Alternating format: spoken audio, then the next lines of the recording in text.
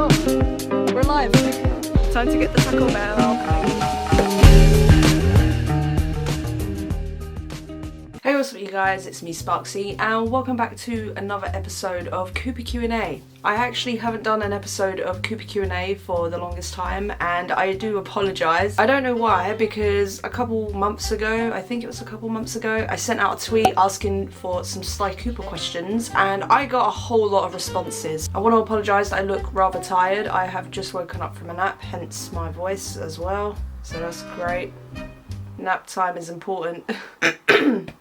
So for those of you who do not know what Cooper Q&A is, Cooper Q&A is the Sly Cooper series I do where you guys send me your Sly Cooper related questions and I answer them. Just a disclaimer, I don't work for Sucker Punch, I don't work for Sanzaru, I don't work for Sony, and I don't work for Sly Cooper either. Therefore I have no information that I shouldn't know. I genuinely, a lot of people are like, why would you have to say that? But trust me, you would be surprised the amount of people that think that I actually work for them because I do this series. So in short, I'm just a fangirl pretty much. To send me a Sly Cooper question and to have your question featured in the next video, you can comment on any Cooper Q&A related video your question or tweet it at me, and if it's not already been answered or I don't think it has been, then I'll answer it. Let's get into the questions. So you can tell that this is a little bit overdue because the first question is from Tabriz and he asks, would you consider being a guest on the new Coopercast podcast that Basub and Mulatto Sly have started?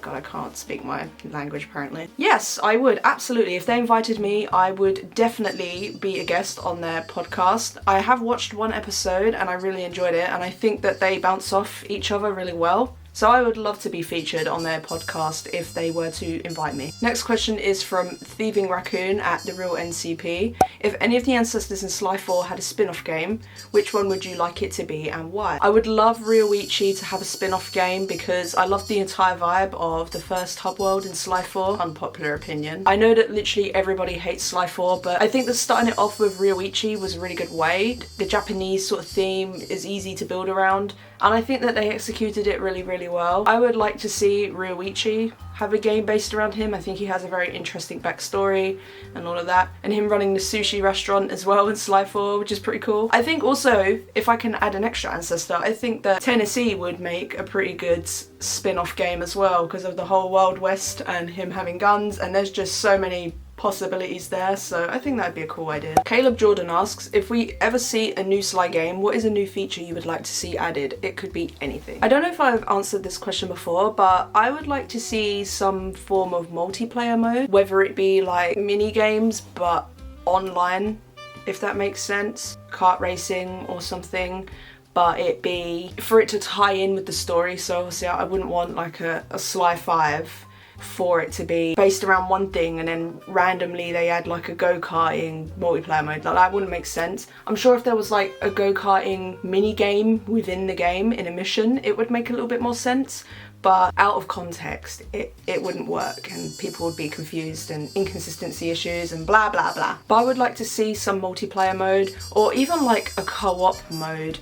I'm not sure how they would make that work. Creative visionary. It could happen. Next question is from Jerry Stephen Daniels. What advancements do you think need to be made to Sly's gameplay, level, enemy design and mechanics to ensure his next game will please old, new, hardcore and casual audiences while being sure it doesn't stray too far from being familiar to the audience it's catered to? I'm going to be 110% honest with you. I think that's impossible. Every single game that's been made, whether it's a sequel or something of that sort, fans, whether they're hardcore, new, old, will always find something wrong with it. So there is no such thing as the perfect game. To an individual, it could be the perfect game, but for a set of people, or even the entire community, it will not be the perfect game. So I find that to be widely unrealistic. But I think something they could work on with the mechanics is Sly's control and the button mapping. I found some problems with button registering when I was playing Sly 3. I don't know if that's just anything to do with the fact that I was playing it on the streaming service on PS4, PS Now, which sucks by the way, no offense Sony. And whenever I'd find myself jumping and pressing the circle button would not map and it would cause intense frustration. So I think they'd have to work a little bit harder on those kind of mechanics. I think that would be the best idea. But when it comes to like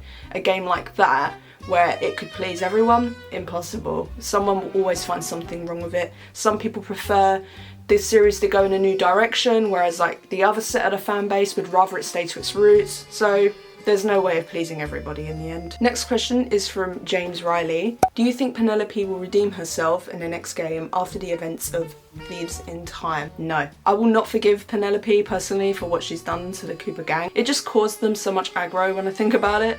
And it's not the first time she's done it. Being flaky and shady in Sly 3, the Black Baron turned out to be Penelope, and although it was at her best interest, it still was shady as hell. Like, she still fought Sly on the wing of a plane. I mean, come on. You know, it just didn't make sense. And the fact that they took her on in the gang and then her do it the second time, but this time not in their best interests, what makes you think that she would not do it a third time? I don't know about you, but I just have trust issues. Next question is from Eri Drury. I'm sorry if I said your name wrong. Which Sly has the best hub worlds in your opinion, in terms of theming or level design, or however you want to grade them by? I personally think that Sly 2 has the best hub worlds in my opinion. I feel like that Paris hub world, they just aced the theme and the vibe excellently. Even on the hub worlds that I didn't like the Contessa one, the final Contessa one, I just did not enjoy that hub world, but I could safely say that they aced that theming and everything alongside it when it comes to the soundtrack and like level design and the guards and all of that. Same with Rajon's hub world, like they aced that as well with the music. I still find myself going back and listening to the Rajon's hub world music. I just think it's timeless. I also think that the third game did a pretty good job with theming as well, but then after a while, not at the same time. That makes no sense, I'm sorry. Next question is from Artificial G8D. What is your favourite OST from Sly Cooper? All the games. My favourite OST in the first game is A Stealthy Approach. From Sly 2, gotta be the guest rooms in Rajon's hub world. Sly 3, you know that mission when you go into Octavio's like lair, is it? And you gotta press the buttons simultaneously? The music that plays during that, love it. And from Sly 4, I love that they remade the Alter Ego theme, so probably that. Next question is from Ica Prime. There have been some disappointing bosses. Ms. Ruby, the Contessa and the Grizz come to mind, some for difficulty, some for, well, actually making sense. If you were to remake one of those bosses to better suit the boss as a character/area, how would you do it? When it comes to the Grizz, I think the whole premise of his character and what made him so bad was that he was just cringy as hell.